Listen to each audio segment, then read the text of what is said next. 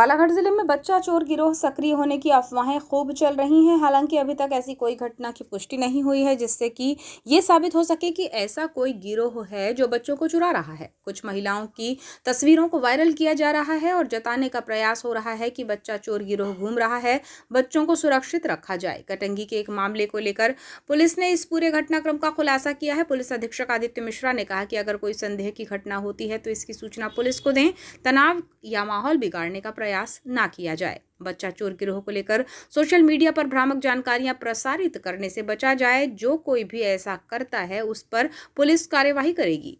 आपको बताएं कि बीते कुछ दिनों से बालाघाट जिले में बच्चा चोर गिरोह होने की अफवाहें चल रही हैं। लोग इसे लेकर दहशत में हैं। साथ ही सोशल मीडिया पर भी ऐसे संदेश वायरल हो रहे हैं जो लोगों को चिंता में डालने का काम कर रहे हैं। जिले के लालबर्रा और किरनापुर क्षेत्र में ऐसी अफवाहें बीते कुछ दिनों में तेज हुई हैं, जबकि 21 फरवरी को कटंगी क्षेत्र की घटना को लेकर पुलिस ने खुलासा किया है और इसे बच्चा चोरी की अफवाह को लेकर जानकारी दी। बताया गया कि 21 फरवरी को कटंगी पुलिस को डायल 112 के माध्यम से कतरकना से सूचना मिली थी कि एक व्यक्ति द्वारा बच्चा चोरी करने का प्रयास किया गया है। सूचना मिलते ही थाना प्रभारी कटंगी पुलिस टीम के साथ तत्काल ही मौके पर पहुंची और गंभीरता को देखते हुए त्वरित रूप से जांच की।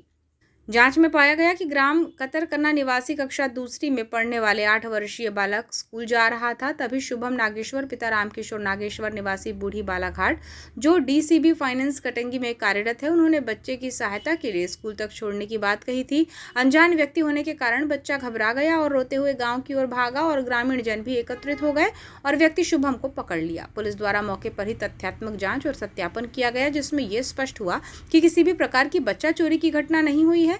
इस व्यक्ति जो बच्चे को स्कूल तक पहुंचाने के लिए सहायता करना चाह रहा था, बच्चा चोरी जैसी कोई खबर नहीं है। ये खबर पूरी तरह निराधार और अफवाह पाई गई। इस मामले पर पुलिस अधीक्षक आदित्य मिश्रा ने कहा कि सोशल मीडिया पर भ्रामक जानकारी फैलाई जा रही है। कुछ वीडियोस और वॉइस ओवर डालकर अगर कोई ये साझा कर रहा है कि बच्चा चोरी किया जा रहा है, ऐसी अफवाह फैलाई जाएगी तो इस पर कार्यवाही की जाएगी। उन्होंने कहा कि जनता से अपील है कि अगर कोई संशय की स्थिति है तो इसका निराकरण किया जा सकता है। एसपी ऑफिस पहुंचे या फिर डायल 112 को सूचना दें। बच्चा चोरी सहित अन्य तरह के तनावपूर्ण अफवाहों को बल मिलेगा तो समाज में हर व्यक्ति दूसरे व्यक्ति पर शक करते हुए उसे देखने का प्रयास करेगा।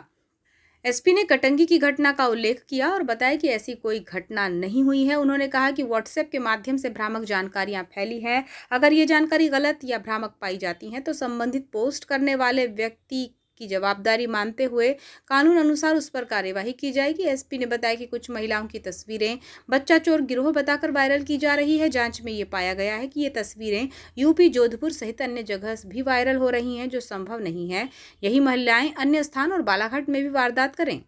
एसपी ने भी अधिकारियों से कहा है कि वे कुछ पत्र वायरल करें तो तथ्य जान ले। बिना तथ्यों के ऐसा होता है तो गलत संदेश जाता है। सोशल मीडिया पर आंगनवाड़ी कार्यकर्ता सहित अन्य जो भी पत्र चल रहा था अच्छे मोटिव से किया गया था, लेकिन गलत आशय पैदा किया गया। उन्होंने कहा कि हर व्यक्ति को बच्चा चोर समझकर हिंसा करेंगे। पहली बात तो मैं सबको बताना चाहता हूँ, ये जो एक अफवाहें चल रही हैं कि बच्चा चोरी करने के लिए गैंग घूम रही है, महिलाएं घूम रही हैं या पुरुष घूम रहे हैं या वैन्स घूम रही हैं, ये पूर्ण रूप तक अभी तक कोई भी इस प्रकार के साक्ष्य नहीं मिला है। जिस प्रकार आपने पहली घटना बताई जो कि लालबर्रा थाने क्षेत्र की थी, जहां एक बिटिया ने बताया कि मुझे बाइक पे बैठा लिया गया, उस बाइक में बोरी टंगी थी, उस बोरी में कई सारे बच्चे थे जिनको भर के लेके जा रहे थे। फिर मैं बाइक से उतर गई और बाइक से उतर के मैं फिर अपने स्कूल पहुँची। उसके क्योंकि किसी बच्ची ने बताई थी तो हमारे लिए बहुत संवेदनशील थी कि अगर इस प्रकार में इसमें ज़रा सा भी कोई भी सच्चाई है या बच्ची के मन में डर है तो उसकी पूरी तह तक जाया जाए। हमने उस घटनास्थल जो उसने बताया था उसके आगे पीछे के जितने भी सीसीटीवी फुटेजेस कैमरा थे, वहाँ से जितनी भी बाइक्स निकल रही थी, जितने भी 4 व्हीलर्स निकल रहे थे, हमने उनकी मैन टू मैन मार्किंग करके तस्दीक करी कि भाई कौन व्यक्ति था, वो उस समय पे वहाँ से क्यों गुजर रहा था। पर अनफॉर्चुनेटली हमें इस प्रकार का कोई भी साक्ष्य नहीं मिला कि कोई ऐसा व्यक्ति जो बोरियों में या जिस प्रकार की बात आई थी। फिर हमने जाके जब उनकी शिक्षिका से भी बात की तो शिक्षिका ने बताया कि मैंने वही वर्जन बताया जो मुझे बच्चों ने बताया, मैंने इसको तस्दीक करने का प्रयास नहीं किया। तो मुझे लगता है कि अभी तक की हमारे साक्ष्यों के विश्लेषण में इस प्रकार का कोई भी साक्ष्य नहीं मिला है। दूसरी घटना जो आपने बताई मौदा गाँव की थी, किरनापुर थाना क्षेत्र के अंतर्गत आता है, जिसमें एक सोशल मीडिया पे भ्रामक जानकारी फैलाई गई कि आंगनवाड़ी क्षेत्र में आंगनवाड़ी क्रमांक 2 जो पड़ता है उसमें एक व्यक्ति आया। पहले बताया गया कि वो वैन से व्यक्ति आया था। वैन से उतर के आने के बाद उस व्यक्ति ने बताया कि मैं एक स्पेसिफिक बच्चे को लेके जाना चाहता हूँ, मैं उसका रिश्तेदार हूँ, पर अपनी रिश्तेदारी को नहीं बता पाया। उसमें सच बात ये है, और हमने उसमें जो आंगनवाड़ी कार्यकर्ता हैं उनके वीडियो स्टेटमेंट्स भी हैं, कल हमने पब्लिक में भी रिलीज़ किए हैं। 15 जनवरी की ये घटना बताई जा रही है। जो बच्चा वहाँ आंगनवाड़ी में पढ़ता था, उसके जो बड़े पापा होते हैं या ताऊ जी जिसे हम कहते हैं, वो नाना नानी के घर पे रह के बच्चा पढ़ता था। ताऊ जी के यहाँ पर आए हुए थे। ताऊ जी जो थे, ये ज़रूर है कि उस दिन उनके ताऊ जी ने शराब का सेवन किया था, और वो शराब के सेवन में नाना नानी के साथ जब भोजन के लिए बात हो रही थी तो वो बच्चे को लेने गए थे। परंतु इसका ये मतलब नहीं है, ना ही कोई वहाँ पर वैन मिली। वो खुद उसके ताऊ जी थे जो उसके नाना नानी हैं, उन्होंने खुद आके शिक्षिका को भी बताया, आंगनवाड़ी शिक्षिका को भी बताया, सहायिका को भी बताया कि हाँ ये इसी बच्चे के ताऊ जी हैं, ताया ताऊ जी हैं। ऑल्दो ये हो सकता है कि वो दारू का सेवन किए हुए थे, इस प्रकार से शिक्षिका को शक हुआ हो। मुझे लगता है कि ये भी दूसरी भी खबर झूठी निकली। इस प्रकार से आज सुबह एक सोशल मीडिया पे, व्हाट्सएप पे लोगों ने जानकारी फैलाई कि कटंगी थाना क्षेत्र में एक व्यक्ति है जो बच्चों को अपहरण करके लेके जाने का प्रयास कर रहा है। जबकि जब हमने उसकी सत्यता की जांच करी तो वो व्यक्ति जो है वो अपने बालाघाट का ही रहने वाला है, फाइनेंस के उसमें काम करता है। एक 8वीं क्लास का बच्चा अपने स्कूल जा रहा था, उस व्यक्ति ने उससे पूछा कि बेटा कहाँ जा रहे हो, तो उसने बोला स्कूल जा रहा हूँ। तो उसने बोला आओ मैं आपको स्कूल तक छोड़ देता हूँ। सिर्फ हेल्प करने की नीयत से छोड़ा था। हमने उसका पूरा क्रिमिनल बैकग्राउंड चेक कर लिया, कोई उसके क्रिमिनल रिकॉर्ड नहीं है, ना ही वो इस प्रकार के परिवारों से आता है कि किसी इस प्रकार की अवैध गतिविधियों में रह सकता है। सिर्फ अच्छे उसने देखा कि एक 8वीं क्लास का बच्चा, और उसके मन में भी ये था कि भाई इस प्रकार की घटनाएं अगर सोशल मीडिया पे चल रही हैं, अरे बच्चा स्कूल अकेले जा रहा है तो मैं उसको सुरक्षित छोड़ दूँ। पर लोगों ने उसको व्हाट्सएप के माध्यम से इस प्रकार से फैलाया कि ये बाइक वाला व्यक्ति बच्चा उठाने के लिए यहाँ पर घूम रहा है, और वो व्यक्ति वहीं खड़ा रहा। जब कभी लोगों ने शोर मचाया तो उसने खड़ा होकर अपनी पूरी पहचान बताई, उसने अपना आईडी कार्ड बताया, उसने जिस फाइनेंस कंपनी में काम करता है वो बताया, उसने अपने मैनेजर का नंबर बताया। सभी को बुला के सरपंच के सामने, वहाँ सबके सामने जब तस्दीक की तो इस प्रकार कोई भी घटना नहीं थी। और जब उसने स्टेटमेंट भी दिया, उसने बोला कि सर मुझे लगा कि 8वीं क्लास का एक बच्चा अगर अकेला जा रहा है और मैं भी सोशल मीडिया देख रहा हूँ जिस पे कुछ महिलाओं की फ़ोटो चल रही है, तो मैंने इसलिए पूछ लिया कि तुम अकेले कहाँ जा रहे हो, तो मैं स्कूल तक छोड़ दूँ। सिर्फ मदद करने के उससे था। पर मैं कहना चाहता हूँ कि ये इंदौर में, जोधपुर में, जयपुर में कई जगहों पर इस प्रकार की भ्रामक जानकारियाँ इंस्टाग्राम के हैंडल से, स्नैपचैट के हैंडल से, व्हाट्सएप पे मैसेज बना के लोग फैला रहे हैं। अभी तक ही राजस्थान में भी, इवन जयपुर और उन क्षेत्रों में भी कई जगह पे ऐसी चीज़ें सामने आई हैं जहाँ पर इस प्रकार की भ्रामक जानकारियाँ फैला रहे हैं। अभी हम लोग इसमें प्रयास कर रहे हैं कि सबसे पहले तो जो उसमें पहले 188 होता था उसके तहत प्रतिबंधात्मक इसमें एक आदेश जारी करवाएंगे।